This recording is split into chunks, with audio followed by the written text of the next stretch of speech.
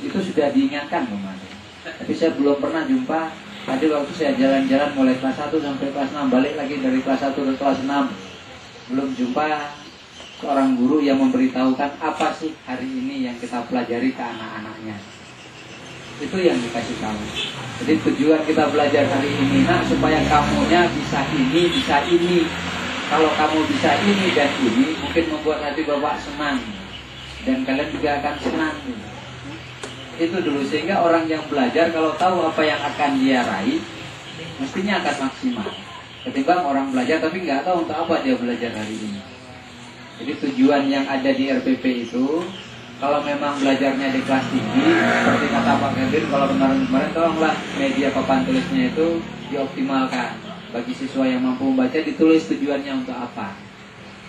Tapi kalau untuk anak kelas 1, kelas 2, kelas 3 yang mungkin ibu kurang yakin anak-anak bisa membaca, diberitahukan. Nah, hari ini kita ingin belajar selama 1 hari penuh ini, ibu mengharapkan kalian bisa ini. Itu kan kalau tematis. Saya kira seperti itu saja, yang lainnya semuanya sudah optimal. Yang kurang-kurangnya itu kurang-kurang yang tadi itu karena keadaan. Saya akhiri billahi taufiq wal hidayah. Assalamualaikum warahmatullahi wabarakatuh. Terima kasih. Nggak usah ditulis pelajaran di depan. Nah, apa juga yang kami ditulis, karena kami bisa yang bisa mengajar bahasa Indonesia misalnya. Tulis pertama waktu masuk kami dan kebiasaan tulis bahasa Indonesia. Terus dah, anak-anak sudah tahu sekarang pelajaran bahasa Indonesia. Kalau kami nak tulis Pak, dulu-dulunya apa buku pelajarannya sekarang? Nah, itu aja. Saya jawabnya yang pertama, itu kelas rendah. Kelas tinggi Pak. Oh, di kelas tinggi. Kalau kelas tinggi ya wajib ditulis ibu. Tapi kalau kelas rendah nggak usah ditulis. Jadi kalau ibu ngajar kelas 4 sampai kelas 6 dan sampai SMA, wajiblah ditulis. Paling sangat signifikan di SD, paling tidak mengingatkan bagi anak yang memang tidak tahu apa yang dipelajarinya hari ini. Menulis. Tapi kalau untuk kelas rendah, mungkin karena memang budaya juga kemarin guru kita sering menulis, yaitu sedang dalam masa proses, pelan-pelan kita hilang. Jadi kalau kelas 1, kelas 2, kelas 3, hendaknya ke depan tidak lagi menulis mata pelajaran, tapi temanya.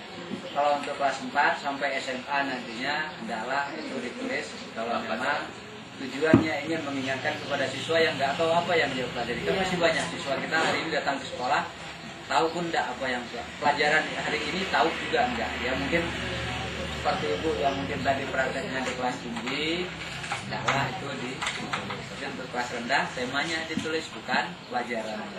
Saya kira seperti itu ya. Sebuah syair, 2 mata saya, 2 telinga saya, 1 hidung saya, 2 kaki saya menggunakan sepatu baru. Jadi menarik sekali. Nah, mereka yang seperti itu sangat antusias untuk belajar. Tapi kalau fokus hari ini kita hitung, ini pelajaran matematik, biji materi, ya kan? Besok trauma dia, boleh ngempu endom, tinggi gitu perkara. Tanya sama adiknya, adik tahu siapa ngajarnya? Katanya Bu Indom, ngeri dah. Abang aja punya pengalaman dicubit itu, dicubitnya tuh. Paham ya Bu ya? Tetapi dengan seperti ini, seperti kata Pak Hadi, karena fokus kita adalah entry point yang kita capai pada 3M. Menulis, menghitung, membaca. Pada konteks kelas tinggi, baru saat itu kita tulis nanti pelajarannya. Dan pada saat itu, Bapak Ibu sekalian menggunakan pendekatan kelas rendah, termasuk intonasi berbahasa, itu malah salah. Kalau intonasi kelas tinggi, anak-anak, Assalamualaikum warahmatullahi wabarakatuh, Ibu senang sekali. Tapi kalau dicoba praktekkan intonasi bahasa di kelas tinggi seperti itu, Ibu dianggap kelainan. Si aneh ibunya kali dia kegabat itu. Gitu, ya kan? Paham Pak ya?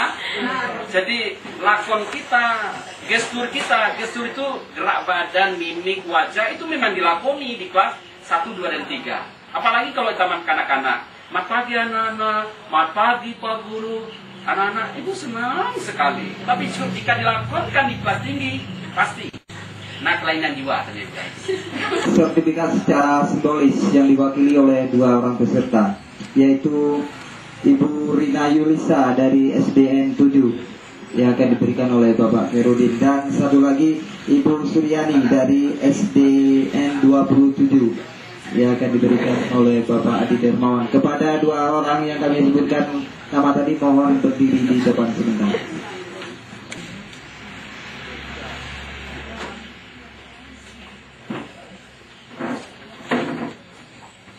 sekali lagi Bu. Bu Rina Yulia. Kita pernah jumpa di Bu ya. Hari ini saya bangga.